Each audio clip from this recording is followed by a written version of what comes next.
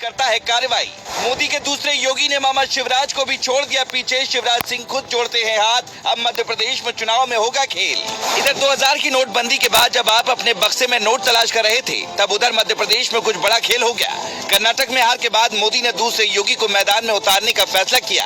अब मध्य प्रदेश में भी मोदी ने एक और योगी तैयार कर दिया है, जो उत्तर प्रदेश के योगी आदित्यनाथ की तरह काम करने के लिए जाना जाता है।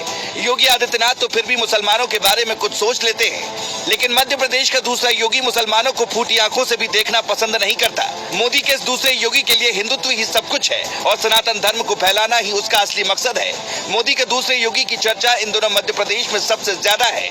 दरअसल मध्य प्रदेश में विधानसभा के चुनाव होने वाले हैं और मोदी का ये दूसरा योगी मध्य प्रदेश में बीजेपी को इतनी बड़ी जीत दिला सकता है जितना शायद उत्तर प्रदेश में योगी भी नहीं दिला पाए होंगे, क्योंकि मध्य प्रदेश के योगी के पास लाखों लोगों के वोट खुद की जेब में है और ये जिस तरफ इशारा कर देता है लोग उसी तरफ जाते हैं। मोदी के जिस दूसरे योगी की हम बात कर रहे हैं, वो खुले मंच से हिंदू राष्ट्र बनाने की बात करते हैं। यही वजह है कि उनके आगे बड़े बड़े नेता झुककर प्रणाम करते हैं। अब तक आप समझ ही गए होंगे कि हम बात कर रहे हैं पंडित धीरेन्द्र कृष्ण शास्त्री यानी बाबा बागेश्वर धाम की। अब अगर आप सोच रहे हैं कि हमने दूसरा योगी कहकर इतनी भूमिका क्यों बनाई, तो जरा रुकिए और इस रिपोर्ट को पूरा देखिए।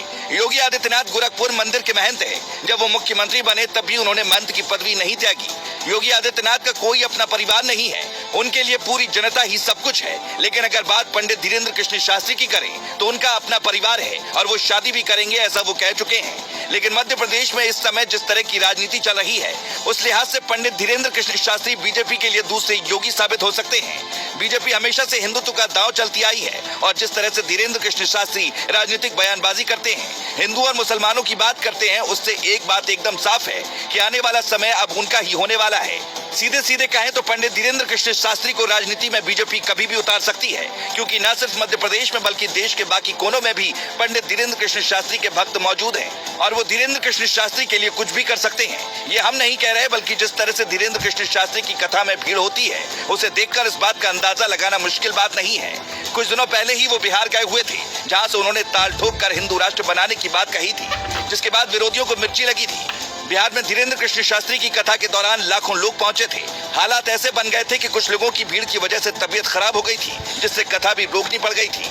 असल में हमेशा से बीजेपी को ऐसे ही नेताओं की तलाश रही है, जो सीधे सीधे हिंदुत्व की बात करते हों और उनके लाखों चाहने वाले हों। ये सारे गुण पंडित धीरेन्द्र कृष्ण शास्त्री में मौजूद हैं। मतलब एक बात तो तय है कि कभी भी पंडित धीरेन्द्र कृष्ण शास्त्री को बीजेपी मैदान में उतार सकती है। हो सकता है मध्य प्रदेश में शिवराज सिंह चौहान के बाद उन्हें मुख्यमंत्री का चेहरा ही बनाकर पेश किया जाए, क्योंकि मध्य प्रदेश में तो कम से कम धीरेन्द्र कृष्ण शास्त्री जीत की गारंटी हो सकते हैं। मौजूदा समय में भारतीय जनता पार्टी के सबसे फायरब्रांड नेता प्रधानमंत्री मोदी है, उसके बाद नंबर योगी आदित्यनाथ का आता है।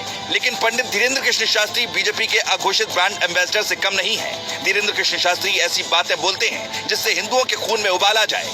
हालांकि अब ये देखने वाली बात होगी कि बीजेपी पंडित धीरेन्द्र कृष्ण शास्त्री को कब मैदान में उतारने का फैसला लेती